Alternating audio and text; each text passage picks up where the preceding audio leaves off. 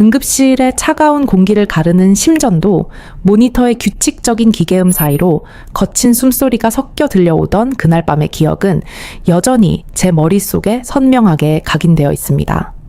68살의 박준호 환자가 실려왔을 때 그의 얼굴은 마치 흙빛처럼 어두웠고 팔다리는 코끼리의 다리처럼 부어올라 피부가 터질 듯 팽팽해져 있었는데 그가 힘겹게 내뱉은 첫마디는 고통에 찬 신음이 아니라 억울함이 가득 담긴 항변이었습니다. 선생님, 저는 정말 억울합니다. 저는 술도 입에 대지 않았고 담배는 30년 전에 끊었습니다. 건강하게 살아보겠다고 몸에 좋다는 견과류만 매일 챙겨 먹었는데 왜 제 신장이 망가졌다는 겁니까? 도대체 제가 무엇을 잘못했단 말입니까? 그의 절규에 가까운 외침을 들으며 저는 가슴 한구석이 묵직해지는 것을 느꼈지만 차마 그 순간에는 잔인한 진실을 바로 말씀드릴 수가 없었습니다. 그가 그토록 믿고 의지했던 그 고소하고 바삭한 간식이 실은 그의 신장을 서서히 목조르고 있었다는 사실을 말입니다. 많은 분들이 이 이야기를 들으시면 박준호 씨처럼 당혹감을 감추지 못하실 텐데 우리가 흔히 건강의 상징이라 믿어 의심치 않는 슈퍼푸드가 누군가에게는 치명적인 독이 될 수 있다는 이 역설적인 진실을 오늘 저는 용기를 내어 세상에 알리려 합니다. 안녕하세요. 저는 내과 전문의이자 의학 박사 이재영입니다. 오늘 제가 들려드릴 이야기는 단순히 무엇을 먹고 무엇을 먹지 말라는 식상한 건강 강좌가 아니라 50대 이후 급변하는 우리 몸의 시스템과 그에 맞지 않는 식습관이 불러오는 비극을 막기 위한 생존 지침서입니다.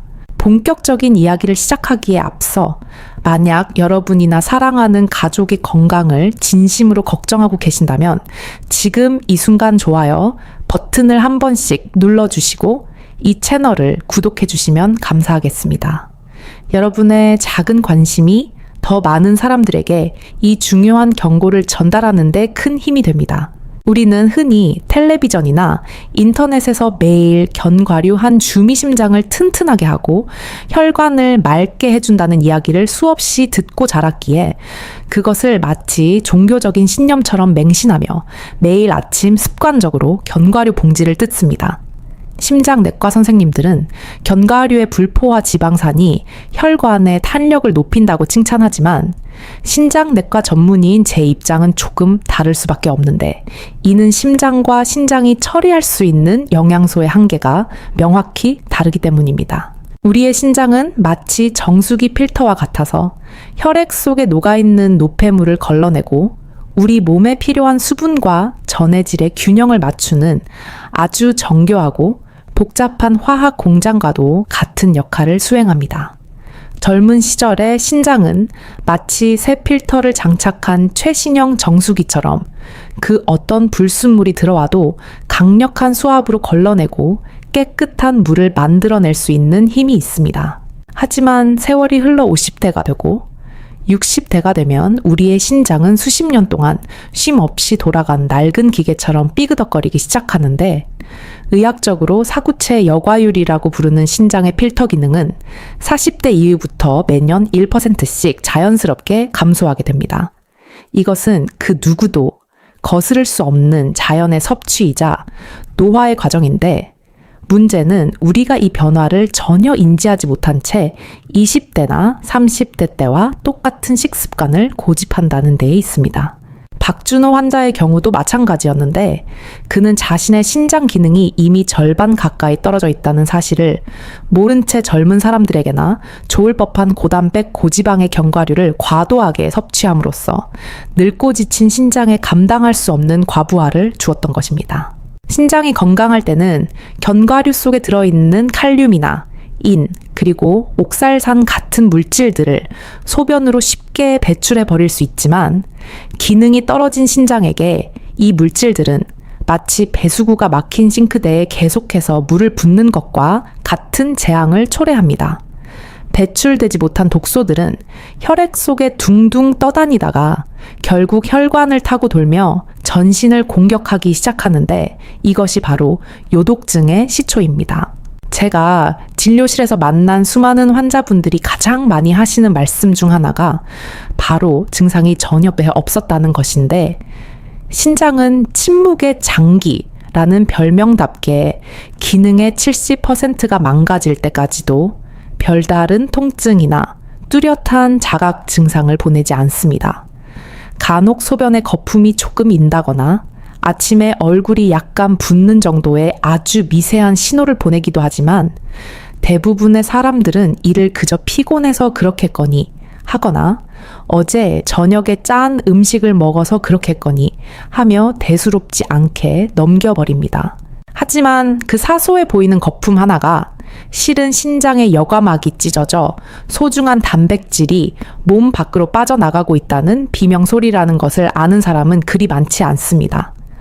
박준호 씨가 응급실에 실려 오기 몇 달 전부터 느꼈던 그 미세한 피로감과 부종은 단순한 노화 현상이 아니라 신장이 살려달라고 보내는 마지막 구조 신호였던 셈입니다.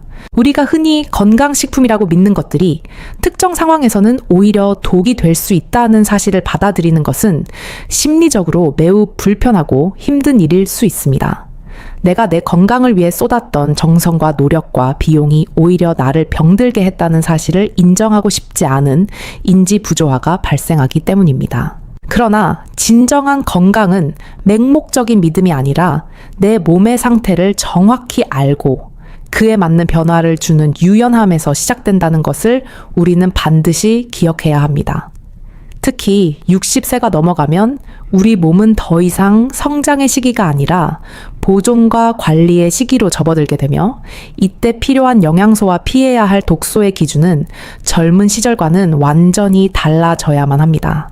제가 오늘 여러분께 경고하고자 하는 3가지 견과류는 우리 주변에서 너무나 쉽게 구할 수 있고 또 너무나 많은 사람들이 사랑하는 간식들이기에 그 위험성은 더욱 큽니다.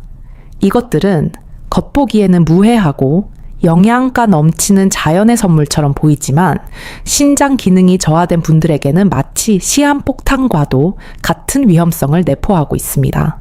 첫 번째로 지목할 위험한 견과류에 대해 말씀드리기에 앞서 우리는 옥살산이라는 물질에 대해 조금 더 깊이 이해할 필요가 있는데, 이는 식물이 자신을 보호하기 위해 만들어내는 천연 살충제 성분과도 비슷합니다. 식물 입장에서는 동물이나 곤충이 자신을 먹지 못하게 하려고 쓴맛을 내거나 독성을 띠게 만드는 방어 기제이지만, 인간이 이를 섭취했을 때는 체내의 칼슘과 결합하여 날카로운 유리 조각 같은 결정을 만들어냅니다. 건강한 사람의 경우 장내 세균이 이 옥살산을 분해하거나 신장이 소변으로 빠르게 배출해버리기 때문에 큰 문제가 되지 않지만, 신장 기능이 떨어진 노년층의 경우에는 이야기가 완전히 달라집니다. 배출되지 못한 옥살산은 혈액 속을 떠돌다가 신장의 세뇨관이나 사구체 같은 미세한 조직에 박혀버리게 되는데, 상상해 보십시오. 눈에 보이지도 않을 만큼 작은 유리 조각들이 연약한 신장 조직을 끊임없이 긁어대고 상처를 입히는 상황을 말입니다. 이러한 미세한 상처들이 반복되면 염증이 생기고 그 염증이 아물면서 조직이 딱딱하게 굳어버리는 섬유화가 진행되는데, 이것이 바로 만성 신부전으로 가는 지름길이 되는 것입니다. 그런데 우리가 즐겨 먹는 견과류 중에서도 유독 이 옥살산 함량이 기형적으로 높은 종류가 하나 있는데, 그것이 바로 부드러운 식감과 고소한 맛으로 남녀노소 모두에게 사랑받는 캐슈넛입니다. 캐슈넛은 그 특유의 구부러진 모양과 크림 같은 질감 때문에 샐러드나 볶음 요리, 심지어는 디저트에도 광범위하게 사용되지만, 이 작은 알맹이 속에 숨겨진 옥살산의 양은 실로 어마어마한 수준입니다. 연구 결과에 따르면 하루에 50개 이상의 캐슈넛을 장기간 섭취한 60대 이상의 그룹에서 신장 결석 발생률이 그렇지 않은 그룹에 비해 2배 이상 높게 나타났다는 보고가 있습니다. 제가 치료했던 72, 새 최명숙 환자분은 평생을 채식 위주의 식단으로 살아오신 분이었는데, 육류를 멀리하는 대신 부족한 단백질을 보충하겠다는 생각으로 매일 아침 갈아 만든 캐슈넛 우유를 한 잔씩 드셨습니다. 그녀는 그것이 자신의 건강을 지켜주는 생명수라고 굳게 믿었지만 1년 뒤 그녀의 신장 초음파 사진에는 마치 밤하늘의 별처럼 하얗게 빛나는 수많은 결석들이 박혀 있는 것을 볼 수 있었습니다. 최명숙 환자분은 검사 결과를 보고 믿을 수 없다는 표정으로 저에게 물으셨습니다. 선생님, 저는 고기도 안 먹고 짠 것도 안 먹는데 왜 제 몸에 돌이 생기는 겁니까? 그녀의 질문에 저는 씁쓸한 마음으로 대답할 수밖에 없었는데 어머니가 드신 그 캐슈넛 우유가 바로 돌을 만드는 재료가 되었습니다. 라고 말입니다. 캐슈넛 자체가 나쁜 음식이라는 뜻이 아니라 섭취하는 사람의 신체 조건과 섭취량이 문제였던 것인데 특히 최명숙님처럼 갈아서 액체 형태로 마시게 되면 씹어서 먹는 것보다 체내 흡수율이 훨씬 높아져 혈중 옥살산 농도를 급격하게 상승시키는 결과를 초래합니다. 고체로 먹을 때는 소화 과정에서 일부가 배출되기도 하지만 액체는 장에서 거의 다이렉트로 흡수되어 신장으로 직행하기 때문에 신장에 가해지는 충격은 우리가 상상하는 것 이상으로 강력할 수밖에 없습니다. 또한 많은 분들이 간과하시는 부분 중 하나가 바로 수분 섭취와의 상관관계인데 견과류는 기본적으로 수분이 거의 없는 건조식품이기 때문에 이를 소화하고 대사시키기 위해서는 우리 몸속의 수분을 끌어다 써야만 합니다. 나이가 들면 갈증을 느끼는 중추 신경의 반응도 무뎌져서 물을 잘 마시지 않게 되는데 수분이 부족한 상태에서 고농축의 옥살산 덩어리인 캐슈넛이 들어오면 신장 내의 농도는 더욱 진해지고 결석이 생성되기 딱 좋은 최적의 환경이 조성되는 것입니다. 이것은 마치 흐르는 강물에는 이끼가 잘 끼지 않지만 고인 웅덩이에는 금세 썩은 물이 고이고 오물들이 뭉치는 것과 같은 이치라고 보시면 이해하기가 쉬우실 겁니다. 우리는 흔히 자연에서 온 것은 무조건 안전하다고 생각하는 경향이 있지만 자연계에 존재하는 수많은 독소들 역시 식물에서 유래한다는 사실을 잊어서는 안 됩니다. 캐슈넛의 위험성은 단순히 옥살산에만 국한되는 것이 아니라 그 속에 포함된 높은 칼로리와 지방 함량 역시 대사 기능이 떨어진 노년층에게는 부담스러운 요소로 작용할 수 있습니다. 젊은 사람들은 기초 대사량이 높아 섭취한 열량을 금방 태워버릴 수 있지만 나이 든 몸은 남은 에너지를 처리하지 못하고 지방으로 축적하게 되는데 내장 지방이 늘어나면 이는 곧 만성염증의 원인이 되고 이 염증 물질들은 혈관을 타고 돌아다니며 신장 조직을 공격하는 또 다른 적군이 됩니다. 따라서 60세가 넘으신 분들이라면 캐슈넛을 드실 때 반드시 지켜야 할 철칙이 있는데 그것은 절대로 공복에 드시지 않는 것이며 하루 섭취량을 10알 미만으로 엄격하게 제한해야 한다는 것입니다. 또한 드신 후에는 반드시 물을 2컵 이상 충분히 마셔 신장이 옥살산을 씻어내릴 수 있도록 도와주는 것이 필수적인데 이는 선택이 아니라 필수 생존 전략이라고 생각하셔야 합니다. 이제 우리는 두 번째 위험 요소로 넘어가야 하는데 이것은 어쩌면 캐슈넛보다 더 우리 생활 깊숙이 들어와 있고 더 중독적이며 더 치명적인 유혹을 가지고 있는 식품입니다. 마트 진열대에서 화려한 포장지로 우리를 유혹하고 술자리 안주로 빠지지 않고 등장하며 심지어 등산을 갈 때도 주머니 속에 한 줌씩 챙겨가는 바로 그 국민 간식에 대한 이야기입니다. 두 번째 위험한 주인공은 바로 짭짤하고 달콤한 맛으로 우리의 미각을 순식간에 사로잡는 양념된 땅콩 혹은 시즈닝 아몬드와 같은 가공 견과류들입니다. 등산길에 오를 때 배낭 속에 하나씩 챙겨 넣거나 저녁 식사 후 텔레비전 앞에 앉아 무심코 뜯게 되는 이 작은 봉지 속에는 우리가 상상하는 것보다 훨씬 더 치명적인 나트륨과 당분의 덫이 숨겨져 있습니다. 우리는 흔히 땅콩이 단백질이 풍부하고 불포화 지방산이 많아 심장에 좋다는 사실만 기억하고 있기에 겉에 묻은 하얀 가루나 끈적한 코팅이 주는 위험성에 대해서는 애써 외면하거나 대수롭지 않게 여기는 경향이 짙습니다.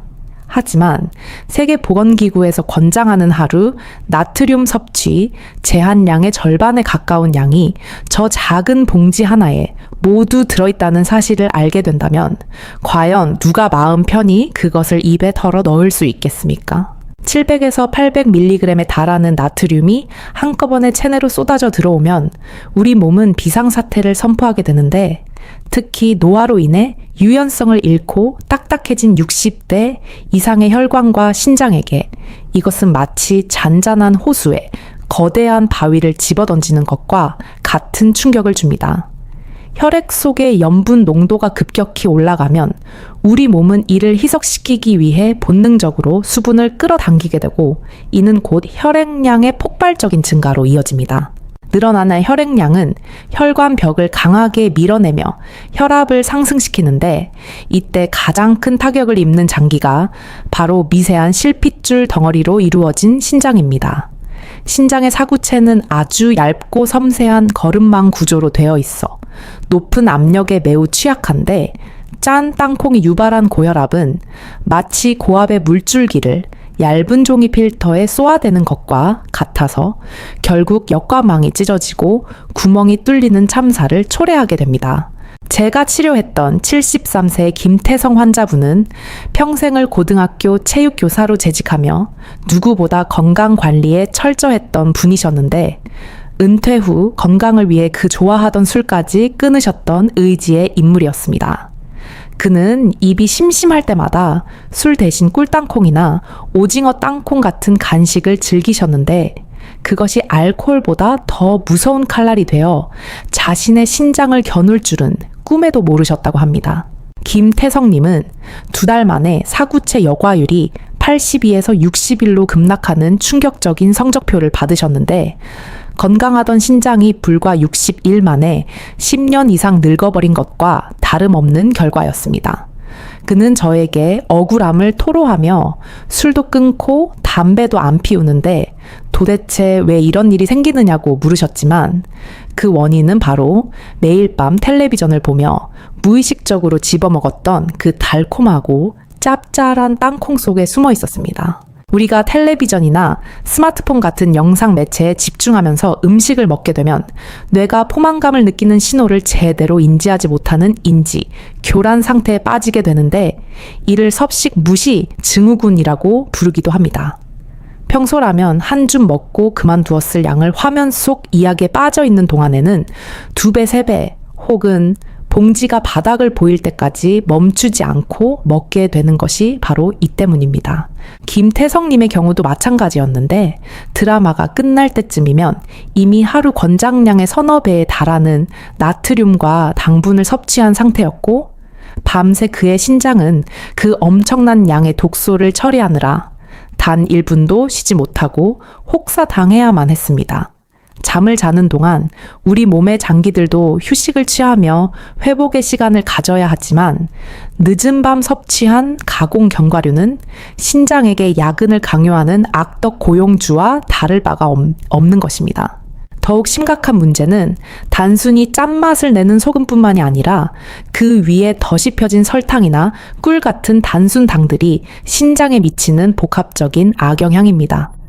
과도한 당분은 혈액 속에서 단백질과 결합하여 최종 당화 산물이라는 끈적끈적한 독소 찌꺼기를 만들어내는데, 이것은 혈관 벽에 달라붙어 염증을 유발하고 혈관을 좁게 만들어 신장으로 가는 혈류량을 감소시킵니다.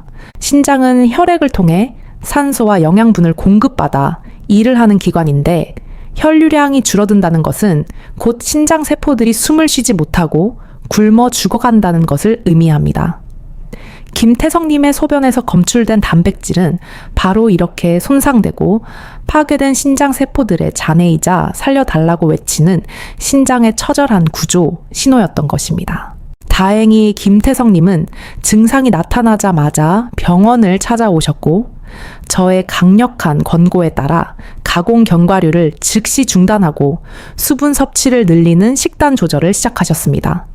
그 결과 떨어진 신장 기능이 완전히 젊은 시절로 돌아갈 수는 없었지만, 더 이상의 악화를 막고 수치를 어느 정도 회복하여 투석이라는 최악의 상황은 피할 수 있었습니다.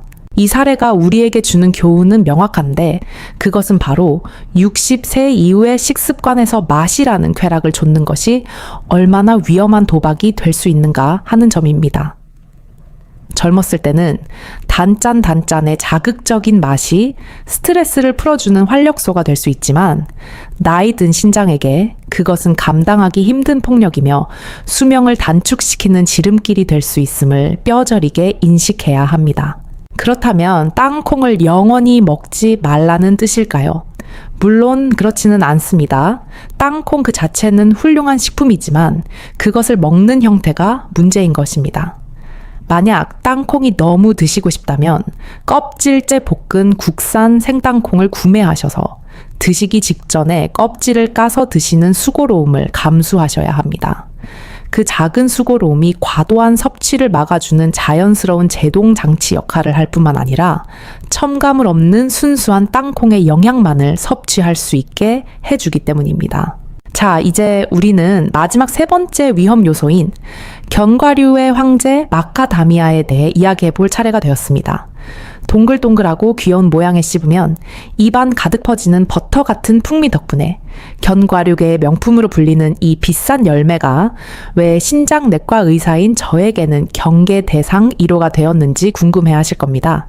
마카다미아는 그 별명처럼 가격도 비싸고 맛도 고급스럽지만 그 영양 성분표를 자세히 들여다보면 60대 이상의 신장에게는 결코 반갑지 않은 숫자들이 가득합니다. 가장 큰 문제는 바로 지방 함량인데 마카다미아의 전체 중량 중 무려 75%가 지방으로 이루어져 있다는 사실을 아는 분들은 그리 많지 않습니다. 물론 그 지방의 대부분이 혈관에 좋다는 불포화 지방산인 것은 맞지만 아무리 좋은 지방이라도 과유불급이라는 옛말처럼 지나치면 독이 되는 법입니다. 지방 1g은 9칼로리라는 높은 열량을 내는데 마카다미아 한 줌이면 밥 한 공기에 맞먹는 200칼로리가 훌쩍 넘어가게 됩니다. 젊고 활동량이 많은 20대나 30대에게는 이 고열량이 에너지가 되어 활력을 주겠지만 기초 대사량이 30% 이상 떨어진 60대에게 이 넘치는 지방은 처치 곤란한 쓰레기와 같습니다. 우리 몸은 쓰고 남은 지방을 간이나 복부 그리고 혈관벽에 저장하게 되는데 이렇게 쌓인 지방은 단순히 살이 찌는 문제를 넘어 신장을 직접적으로 압박하고 공격하는 내장 지방의 형태로 변질됩니다. 제가 진료했던 70세의 한구 씨는 은퇴 후 사업가로서의 여유로운 삶을 즐기시며 건강을 위해 비싼 돈을 들여 최고급 호주산 마카다미아를 매일 저녁 챙겨 드셨던 분입니다. 그는 기름진 삼겹살이나 튀김은 입에도 대지 않고 오로지 식물성 지방인 견과류만 섭취했기에 자신의 혈관과 신장은 깨끗할 것이라고 자신했지만 검사 결과는 그의 믿음을 산산조각냈습니다. 그의 혈액 검사표에는 고지혈증과 지방간 수치가 위험 수준을 가리키고 있었고 사구체 여과율은 59까지 떨어져 만성 신부전 3기 진단을 받기에 이르렀습니다.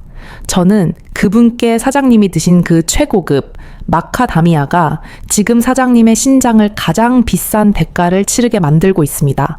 라고 직언을 드릴 수밖에 없었습니다. 신장은 혈액을 걸러내는 필터인데 혈액 속에 지방 성분이 너무 많아지면 피가 끈적끈적해지고 점도가 높아져 필터를 통과하는 속도가 현저히 느려지게 됩니다.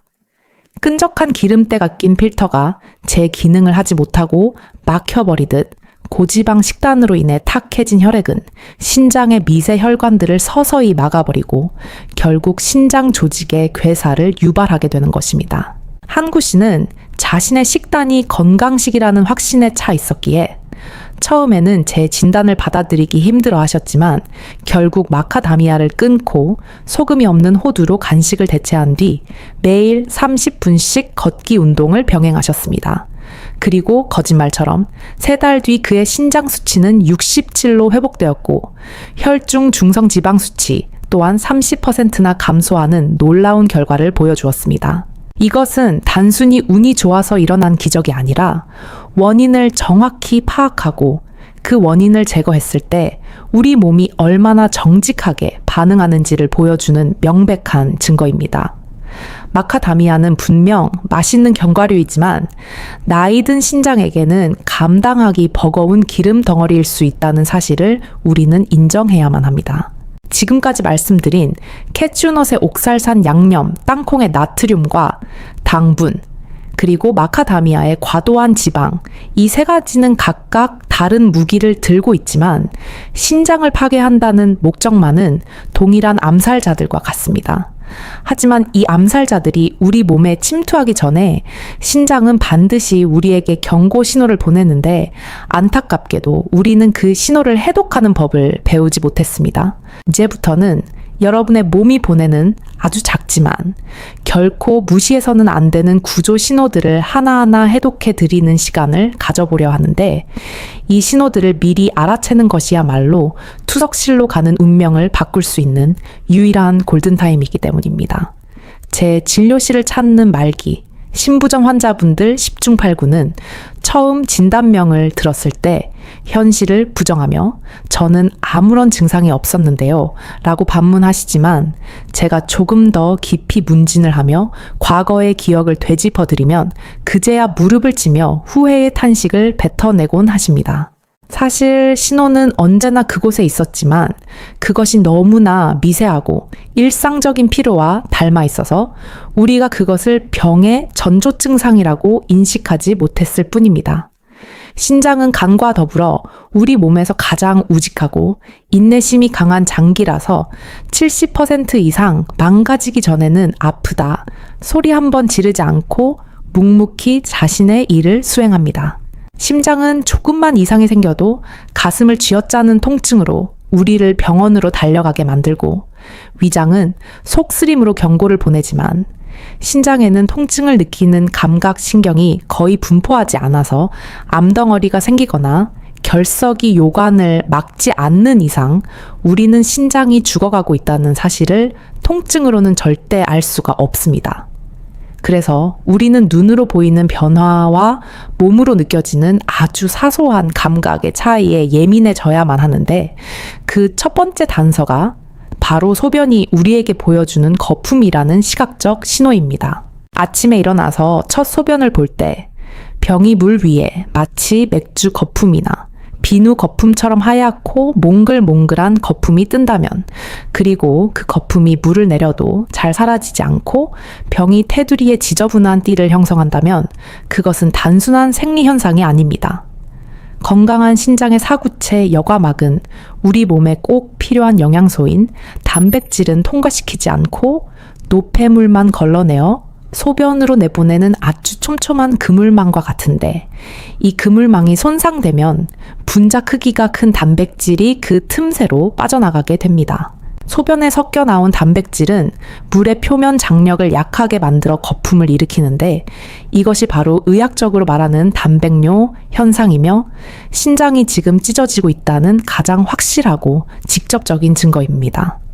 많은 분들이 남자가 서서 소변을 보면 낙차 때문에 당연히 거품이 생기는 것 아니냐고 반문하시지만 물리적인 낙차에 의한 거품은 몇 초 혹은 몇 분 이내에 사이다 탄산처럼 금방 꺼져버리는 것이 정상입니다. 하지만 10분, 20분이 지나도 꺼지지 않는 끈적한 거품은 신장이 더 이상 영양분을 붙잡아둘 힘을 잃어버렸다는 뜻이며 이는 마치 통장 계좌에서 매일매일 돈이 조금씩 빠져나가는 것과 같이 우리 몸의 살과 근육이 소변을 통해 하수구로 버려지고 있다는 무서운 사실을 의미합니다.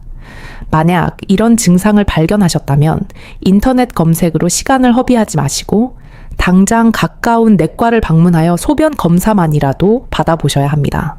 두 번째로 주목해야 할 신호는 바로 아침에 일어났을 때 유난히 퉁퉁 붓는 얼굴과 손발의 부종인데 이것을 단순히 어젯밤 라면을 먹고 자서 혹은 잠을 너무 많이 자서 생긴 일시적인 현상으로 치부해서는 안 됩니다.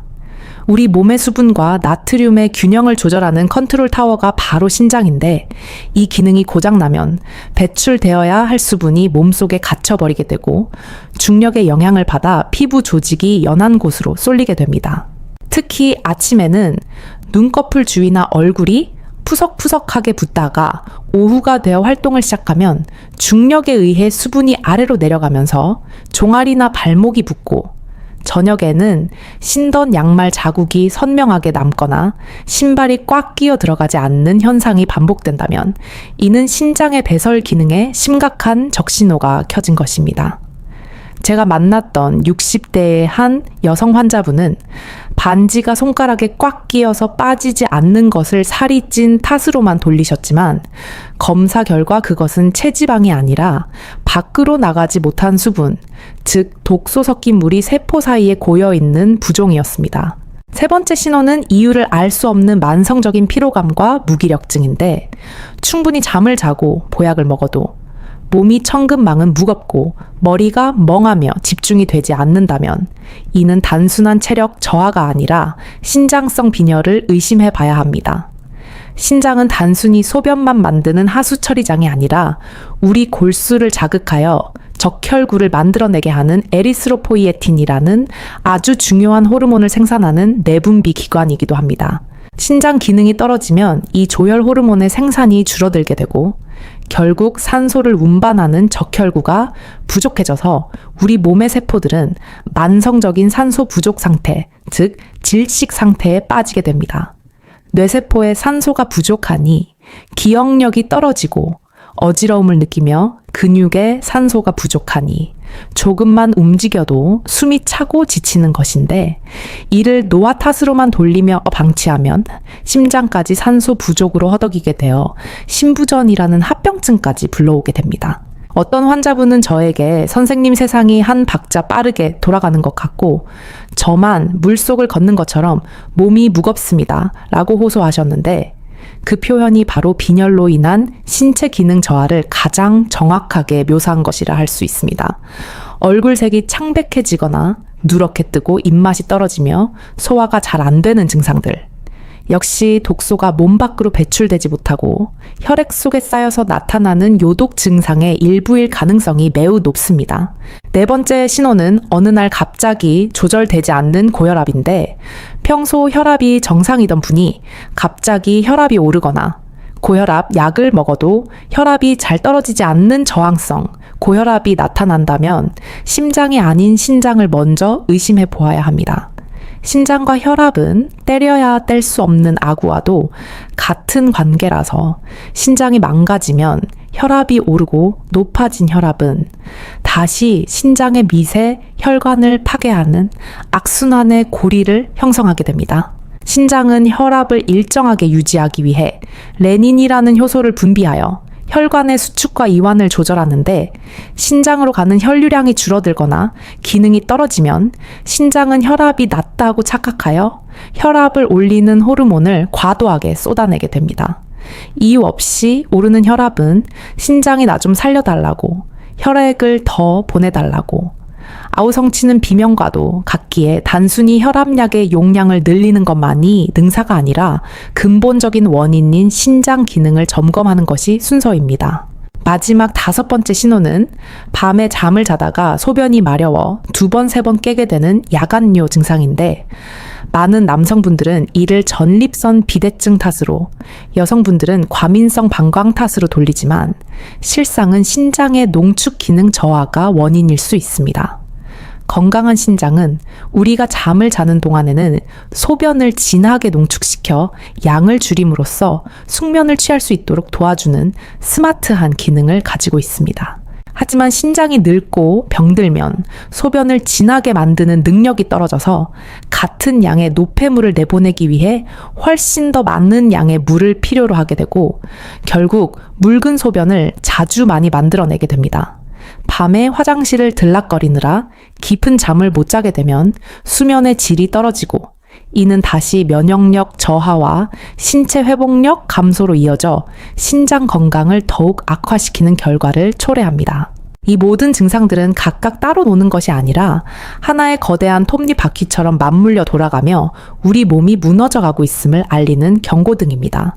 캐슈넛 결석으로 입원하셨던 최명숙 님도 양념 땅콩으로 응급실을 찾았던 김태성 님도 그리고 마카다미아를 즐기셨던 항구 님도 돌이켜보면 이 5가지 신호 중 적어도 2-3가지는 이미 경험하고 계셨습니다. 단지 그것을 나이 탓, 계절, 탓 기분 탓으로 돌리며 애써 무시하고 싶었던 심리적 방어 기제가 작동했을 뿐입니다. 하지만 우리 몸은 거짓말을 하지 않으며 아주 정직하고 과학적인 인과관계에 따라 반응할 뿐이기에 이제라도 우리는 몸의 소리에 귀를 기울이는 겸손한 자세를 배워야 합니다. 혹시 지금 이 글을 읽으시면서 내 이야기가 아닌가? 가슴이 철렁 내려앉으셨다면 너무 걱정하거나 두려워만 하지는 마십시오. 신장은 한 번 망가지면 회복하기 힘든 비가역적인 장기이긴 하지만 초기에 발견하여 적절한 관리를 시작한다면 남은 기능을 잘 보존하여 평생 투석 없이 건강하게 살 수 있는 기회 또한 충분히 열려 있습니다. 그렇다면 이제 우리는 어떻게 해야 할까요? 그저 견과류를 다 갖다 버리고 무서워서 아무것도 먹지 말아야 하는 것일까요? 절대 그렇지 않습니다. 제가 앞서 3가지 견과류의 위험성을 강조한 것은 공포심을 조장하기 위함이 아니라 여러분이 가지고 있는 막연한 환상을 깨고 올바른 섭취법을 알려드리기 위한 충격 요법이었습니다. 칼이 요리사의 손에 들리면 훌륭한 요리를 만드는 도구가 되지만 강도의 손에 들리면 흉기가 되듯이 견과류 또한 누가 어떻게 먹느냐에 따라 명약이 되기도 하고 독약이 되기도 합니다. 50대 이후의 신장을 가진 여러분이 견과류를 현명하게 즐기기 위해서는 이제까지와는 다른 새로운 섭취 전략이 필요하며 지금부터 제가 30년 임상 경험을 통해 정립한 신장을 지키는 견과류 섭취의 3가지 황금 원칙을 공개하려 합니다. 이 원칙들은 거창하거나 지키기 어려운 것들이 아니라 당장 오늘 저녁부터라도 실천할 수 있는 아주 구체적이고 현실적인 방법들이며 이것만 잘 지켜도 여러분은 맛있는 견과류를 포기하지 않으면서도 신장 건강을 완벽하게 사수할 수 있습니다.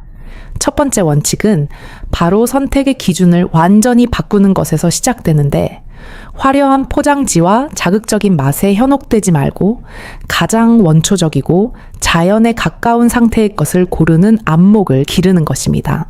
우리가 마트에서 흔히 보는 믹스넛이나 하루 견과 같은 소포장 제품들 속에는 맛을 좋게 하기 위해 혹은 보존 기간을 늘리기 위해 각종 첨가물과 방부제 그리고 눅눅해지는 것을 방지하는 화학 물질들이 범벅이 되어 있는 경우가 허다합니다. 특히 말린 과일, 즉 건포도나 크랜베리 같은 것들이 함께 들어있는 제품은 최악의 조합이라고 할 수 있는데 말린 과일의 당분과 끈적함이 견과류의 산패를 가속화시킬 뿐만 아니라 신장의 칼륨 폭탄을 투하하는 결과를 낳기 때문입니다. 따라서 여러분은 이제부터 성분표를 꼼꼼히 확인하는 습관을 들이셔야 하며 원재료명에 견과류 이름 외에 소금, 설탕, 아스파탐, 식용유 같은 낯선 화학명들이 적혀 있다면 과감하게 진열대에 내려놓으셔야 합니다. 가장 좋은 것은 껍질이 있는 상태의 생견과류를 사서 집에서 먹을 만큼만 그때그때 까서 약불에 살짝 볶아 드시는 것인데 이렇게 하면 산패의 위험도 줄이고 고소한 맛은 살리되 나트륨과 당분 걱정 없이 순수한 영양만을 섭취할 수 있습니다. 두 번째 원칙은 바로 섭취량에 대한 엄격한 자기 통제인데 자연에서 얻은 식품이니 많이 먹어도 괜찮겠지라는 안일한 생각은 여러분의 신장을 망가뜨리는 가장 큰 오해 중 하나입니다. 견과류는 식물성 식품 중에서 가장 에너지 밀도가 높은 식품군에 속하며 이는 곧 적은 양으로도 엄청난 칼로리와 무기질을 섭취하게 된다는 것을 의미합니다. 손바닥 한 줌 다시마에 약 25g에서 30g 정도가 하루 적정 섭취량인데 이를 개수로 환산하면 아몬드는 20알, 호두는 반쪽짜리 6알 정도에 불과합니다. 하지만 우리는 텔레비전을 보거나 대화를 나누면서 무심코 이 양의 2배, 3배를 훌쩍 넘기기 일쑤인데 이렇게 과도하게 들어온 인과 칼륨, 그리고 지방은 처리 용량이 줄어든 신장에게 야근을 넘어선 철야, 근무를 강요하는 가혹 행위가 됩니다. 견과류를 간식이 아니라 약이라고 생각하고 드셔야 하는데 우리가 약을 먹을 때 정해진 용법과 용량을 지키듯이 견과류 또한 하루치 약을 처방받았다는 마음가짐으로 미리 작은 통에 소분해 두는 지혜가 필요합니다. 큰 통을 끌어안고 드시면 뇌의 보상 중추가 자극되어 멈출 수 없는 폭식을 유발하게 되므로 반드시 하루 분량만 따로 담아 눈에 보이는 곳에 두고 드시는 습관을 들이십시오. 세 번째 원칙이자 어쩌면 가장 중요할 수도 있는 핵심 전략은 바로 절대로 빈속에 드시지 말고 반드시 물과 함께 드셔야 한다는 것입니다. 많은 분들이 아침 식사 대용으로 견과류와 과일을 갈아 드시거나 공복에 한 줌씩 드시는데 이는 위산 분비를 촉진하고 옥살산의 체내 흡수율을 급격히 높이는 최악의 섭취 타이밍입니다. 공복 상태의 위장은 흡수력이 스펀지처럼 좋아져서 들어오는 모든 영양소와 독소를 가리지 않고 빨아들이는데 이때 들어온 고농도의 옥살산은 혈액 속 칼슘과 결합할 틈도 없이 신장으로 직행하여 결석을 만들 준비를 마칩니다. 따라서 견과류는 반드시 식사를 마친 후 혹은 식사 중간에 반찬처럼 곁들여 드시는 것이 좋으며 위장에 다른 음식물이 있을 때 섞여 들어가야 흡수 속도가 조절되고 신장에 가해지는 충격이 분산될 수 있습니다. 또한 견과류를 드실 때는 반드시 물 한 컵 이상을 함께 마셔 주어야 하는데 이는 단순히 목 넘김을 좋게 하기 위함이 아니라 체내 수분 농도를 유지하여 신장이 노폐물을 원활하게 배출할 수 있도록 돕는 윤활유 역할을 하기 때문입니다. 물은 몸속에 들어온 나트륨과 옥살산 농도를 희석시키고 소변량을 늘려 독소가 신장에 머무르는 시간을 최소화해 주기 때문에 견과류 섭취 시 물은 선택이 아닌 필수 파트너가 되어야만 합니다. 그렇다면 이 세 가지 원칙을 지키면서 신장에 도움이 될 수 있는 착한 견과류는 과연 무엇이 있을까요? 저는 환자분들에게 가장 먼저 호두를 추천해 드리는데 호두는 식물성 오메가3 지방산이 풍부하여 혈관의 염증을 줄여주고 신장 혈류 개선에 도움을 줄 수 있기 때문입니다. 물론 호두 역시 많이 드시면 칼로리 과잉이 될 수 있지만 하루 두세 알 정도를 껍질째 씹어 드시면 그 속에 들어있는 항산화 성분들이 산화 스트레스로부터 신장 세포를 보호하는 방패 역할을 해줄 수 있습니다. 또한 잣이나 피스타치오 같은 견과류도 소금 간이 되어 있지 않은 것을 소량 섭취한다면 칼륨 함량이 비교적 적절하여 신장에 큰 부담을 주지 않으면서도 필수 영양소를 공급받을 수 있는 좋은 대안이 됩니다. 하지만 만약 칼륨 수치가 위험 수준으로 높다는 진단을 받으신 만성 신부전 환자분이라면 이마저도 주의하셔야 하므로 반드시 주치의와 상의하여 섭취 가능 여부와 양을 결정하시는 것이 안전합니다. 건강에는 절대적인 정답이 없으며 남에게 좋은 약이 내게는 독이 될 수 있다는 사실을 항상 염두에 두시고 내 몸의 상태에 맞는 맞춤형 식단을 찾아가는 과정이 필요합니다. 박준호님은 퇴원 후 저와의 약속대로 견과류 섭취 방식을 완전히 바꾸셨는데 아침 공복에 먹던 습관을 버리고 점심 식사 후 볶지 않은 생호두 2알을 천천히 꼭꼭 씹어 드시는 것으로 변화를 주셨습니다. 또한 틈날 때마다 미지근한 물을 마시는 습관을 들이고 저녁 식사는 싱겁게 드시려고 노력한 결과 1년이 지난 지금 그의 사구체 여과율은 70대 초반까지 회복되어 안정적인 상태를 유지하고 계십니다. 그는 저에게 웃으며 말씀하시길, 선생님 이제야 견과류의 진짜 고소한 맛을 알겠습니다. 예전에는 습관적으로 털어 넣느라 맛도 모르고 먹었는데 이제는 한 알 한 알이 소중하고 감사합니다. 라고 하셨습니다. 건강을 잃고 나서야 비로소 평범한 일상의 소중함을 깨닫게 되지만 여러분은 잃기 전에 지키는 현명한 분들이 되시기를 간절히 바랍니다. 나이가 든다는 것은 기능이 떨어지는 서글픈 과정일 수도 있지만 반대로 생각하면 내 몸을 더 깊이 이해하고 아껴줄 수 있는 기회가 되기도 합니다. 젊은 날 앞만 보고 달리느라 혹사시켰던 여러분의 신장에게 이제는 미안하다, 고맙다 말해주며 조금 더 편안한 환경을 만들어주는 것이야말로 진정한 노후의 건강관리이자 자기사랑의 실천입니다. 오늘 제가 말씀드린 캐슈넛의 위험성 양념 땅콩의 유혹, 그리고 마카다미아의 배신을 잊지 마시고 부엌 찬장에 있는 견과류들을 다시 한번 점검해 보시는 시간을 가지셨으면 좋겠습니다.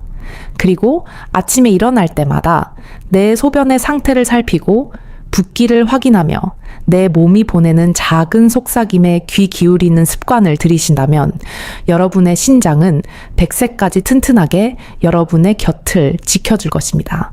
이 긴 글을 끝까지 읽어주신 여러분의 인내심과 건강에 대한 열정에 깊은 존경을 표하며 오늘 이 정보가 여러분과 여러분이 사랑하는 가족들의 건강을 지키는 작은 등불이 되었기를 소망합니다. 세상에 나쁜 음식은 없지만 내게 맞지 않는 음식은 분명히 존재하며 그것을 구분해내는 지혜가 곧 건강의 척도임을 잊지 마십시오.